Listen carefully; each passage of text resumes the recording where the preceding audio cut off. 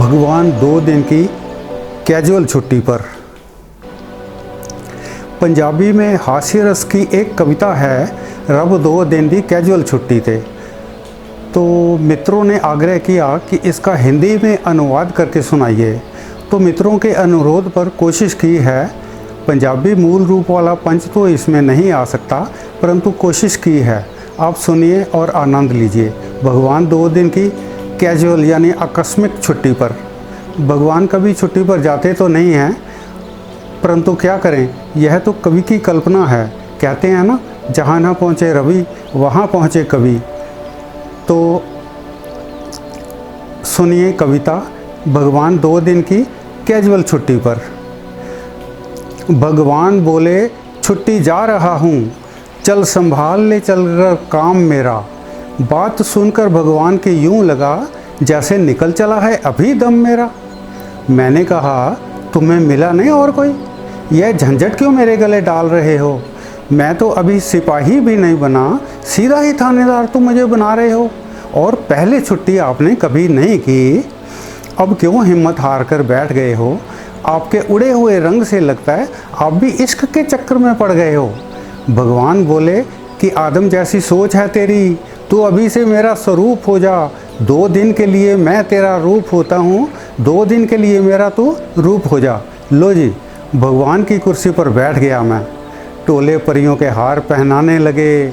धरती पर किसी ने माथा टेका नहीं, यहाँ फरिश्ते भी शीश नवाने लगे। और कई तोपों की हुई सलाम मुझको। परियां बैंड बजाती निकलने लगी, और उनमें से जो चंचल थी, पास से निकलते समय जरा खांस गई। लो जी, एक बहुत ही मासूम सी परी से मैं पूछ बैठा, तेरी उम्र क्या है? उसने शर्मा कर कहा, मुझे मालूम नहीं, खाते में लिखी गई है। मैंने कहा कि तू इस बात को रहने ही दे, यह बात बतानी तेरे बस की नहीं। चाहे धरती हो या आकाश ऊपर, औरत सच्ची उम्र कभी बताती ही नहीं। वह बोली, भगवान ने कभी उम्र पूछी ही नहीं, यह भेद मैं बिल्कुल भी नहीं जानती हूँ। माफ़ हो अशिष्टता तो कह दूँ, वैसे मैं आपके बराबर की ही हूँ। मैंने कहा, इन परियों को परे ले जाओ, निकल उल्टा ना मुँह से बोल जाए। इतनी सुंदर सूरतें देखकर तो कहीं मेरा ईमान ना डोल जाए। एक फरिश्ते को कहा, आज्ञा का पालन हो, करना चाहता हूँ जरा आराम यहाँ पर। शाम होने लगी है, दिन डूब रहा है, सोमरस का है कोई इंतजाम यहाँ पर? वह बोला, महाराज आज्ञा हो तो फटाफट ही जाकर ले आऊँ। थोड़ी सी में आपका क्या बनेगा, पूरा मटका ही उठा कर ले आऊँ।